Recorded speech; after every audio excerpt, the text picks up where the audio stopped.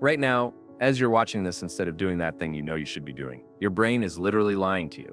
And here's the twisted part. The smarter you are, the better your brain gets at these lies. I just spent 3 years studying why the most brilliant people I know are also the most epic procrastinators. What I discovered will make you question everything you think you know about intelligence. That straight-A student writing their thesis at 4 a.m. That genius friend who's been about to start their startup for 8 months. They're not broken. They're victims of what I call the intelligence trap. And you probably are too.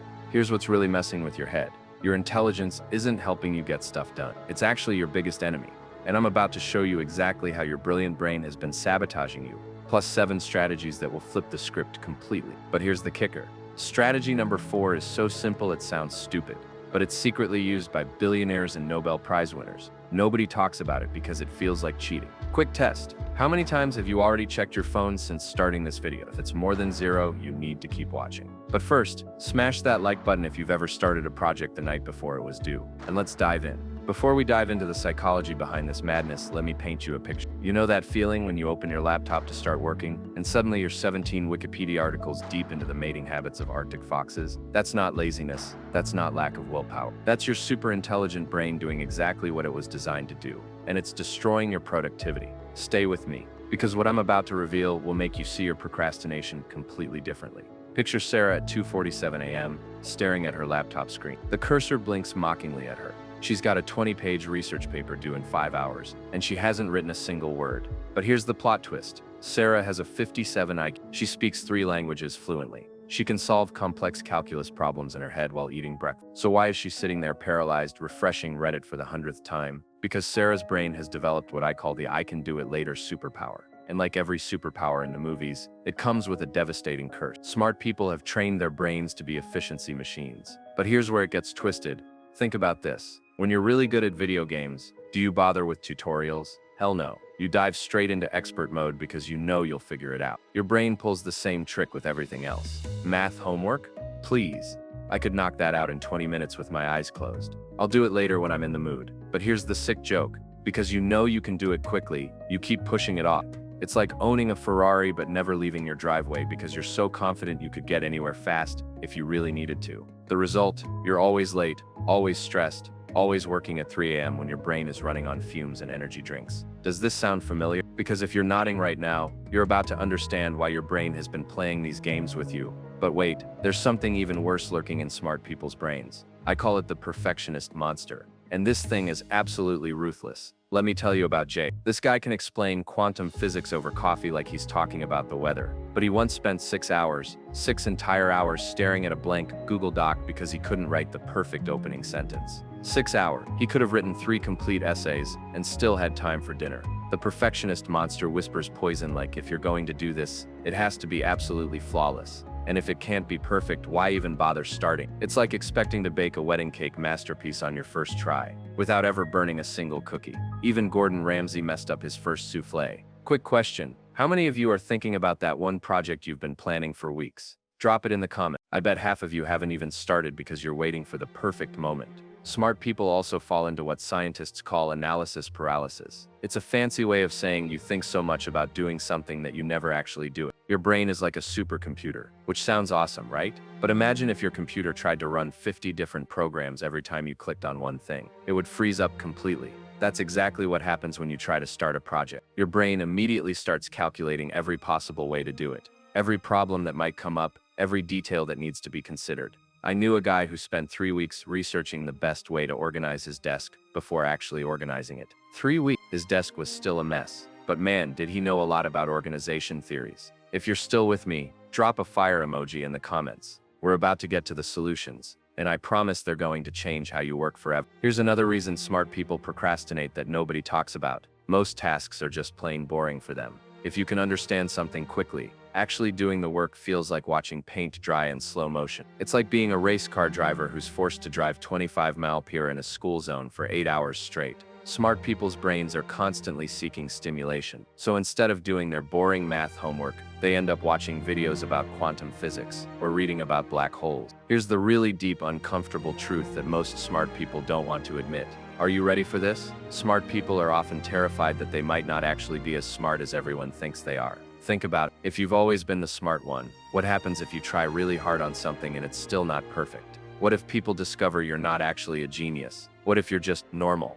So your brain creates this clever defense mechanism. Let's not try that hard. That way, if it's not perfect, we can always say we didn't really put in effort. It's like wearing a mask to a party because you're worried people won't like the real you. Here's where everything changes. Once you understand why your brain does this, you can start fighting back. I'm going to give you 7 weapons that actually work, and I mean really work. Strategy 1, the 2-minute rule. This sounds so stupidly simple that most people ignore it. Big mistake. If something takes less than 2 minutes, do it right now. Don't think, don't plan, don't add it to your precious to-do list. Just do it. Reply to that text. Do it now. Put your dish in the sink. Do it now. Write one terrible sentence. Do it now. Here's why this is pure magic. My friend Alex used this rule to clean his entire apartment. How? He started by picking up one sock. Just one. But once he bent down to grab it, his brain said, well, I might as well grab this shirt too. Then the books.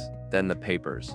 4 hours later, his place looked like a magazine spread. Starting is like pushing a shopping cart full of cement. The first push is brutal, but once it's rolling, you barely have to touch it. That perfectionist monster? Here's how you absolutely destroy it. Give yourself permission to do terrible work. I'm being completely serious here. Your goal isn't to write a perfect essay. Your goal is to write the worst possible essay that you can fix later. Tell yourself, I'm gonna write the most terrible first paragraph ever. And that's perfectly okay. Once you have something awful on paper, your brain will actually want to make it better. It's easier to fix something bad than to create something perfect from nothing. Strategy 3, the Pomodoro technique. Work for 25 minutes, then take a 5-minute break. That's literally it. It's called the Pomodoro technique because the guy who invented it used a tomato-shaped timer. Why does this work so well for smart people? Because 25 minutes isn't scary. Your brain can't say, oh no, this will take forever, because it won't. It's only 25 minutes. You can do anything for 25 minutes, right? It's like eating a giant pizza. You can't eat the whole thing at once, but you can definitely eat one slice. Strategy 4, the game changer. Here's the strategy that billionaires use but never talk about. And it's going to completely rewire how you think about starting anything. Instead of thinking, I need to write my entire research paper, you think, I need to open a document and type my name at the top. That's it. That's your only goal. Nothing else exists. I learned this from a Netflix executive who greenlit billion-dollar shows. She told me, I don't think about creating the perfect series. I think about writing one good sentence for the pitch. Once you've typed your name, something magical happens. Your brain goes, well, I should probably add the title too. Then just one sentence to see how it looks. Before you know it, you're actually working on the thing you've been avoiding for weeks. It's like getting dressed in the morning. You don't think, I need to put on my entire outfit perfectly coordinated. You think, I need to put on one, then the other sock, then your pants, one microscopic step at a time. This works because it completely bypasses your brain's resistance system. Your brain can't argue with putting on one sock. Strategy 5, the accountability hack. Find someone who will bug you about your work, but in a nice way. Tell them, I'm gonna finish this project by Friday. If I don't, you have permission to make fun of my procrastination skills. Having someone else know about your goal makes it way harder to ignore. It's like promising your friend you'll meet them at the movies. You're way more likely to show up than if you were going alone. Strategy 6, reward small wins. Every time you do something you've been putting off, celebrate. Do a little dance, eat a piece of chocolate, watch one funny video, whatever makes you happy. Your brain learns from rewards. If you only reward yourself after finishing huge projects, your brain thinks work is only worth it for big achievements. But if you reward small steps, your brain starts thinking, hey, working actually feels good. Strategy 7, the environment hack. Sometimes the problem isn't you, it's your environment. And this is where most people get it completely backwards. My buddy Marcus couldn't focus in his bedroom. Every time he tried to study, he'd end up on his bed watching TikToks. So you know what he did? He started studying in his car. His car. Sounds crazy, right? But here's the genius part. In his car, there was nothing to distract him. No bed to tempt him, no snacks to grab, no comfortable couch calling his name. Just him, his books, and pure focus. Make good choices easier and bad choices harder. Hide your phone in another room. Put healthy snacks at eye level and junk food where you can't see it. Work where distractions can't reach. Your environment should be working for you, not against you. Here's what I want you to remember. Being smart doesn't mean you should be perfect at everything. Being smart doesn't mean you have to figure everything out before you start. And being smart definitely doesn't mean you're broken if you procrastinate. Even the smartest people in history were procrastinators. Leonardo da Vinci took forever to finish his paintings. Albert Einstein avoided certain problems for years because they seemed too hard. The difference between people who succeed and people who don't isn't that successful people never procrastinate. It's that they've learned to work with their brains instead of against them. All right, here's what separates the people who actually change from the people who just watch videos about changing. I want you to pause this video right now. Yes, right now. Don't wait for the perfect moment. Don't add this to your to-do list for later. Pick one thing you've been putting off. Maybe it's that text you need to send. Maybe it's cleaning your desk. Maybe it's just opening that document for your assignment. Now pick one strategy I just shared. The 2-minute rule, the terrible first draft, or just typing your name on a document. Pause this video and do it. I'm dead serious. The best time to stop procrastinating isn't tomorrow when you feel more motivated. It's right now, while your brain is still processing what you just learned.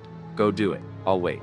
Did you actually do it? If yes, drop a did in the comments and let me know what you accomplished. If no, that's okay too. But now you know exactly what's holding you back. If this video just made you realize why your brilliant brain has been working against you, smash that like button and tell me in the comments which strategy you're going to try first. And here's the thing, I guarantee you know other smart people who are struggling with this exact same problem. Share this video with them. Sometimes the best way to hold yourself accountable is to help someone else break free from their own intelligence trap.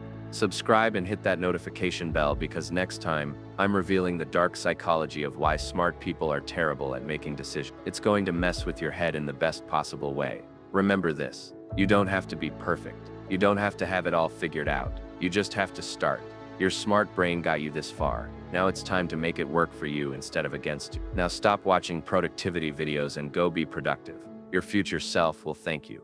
I believe in you. Now go prove me right.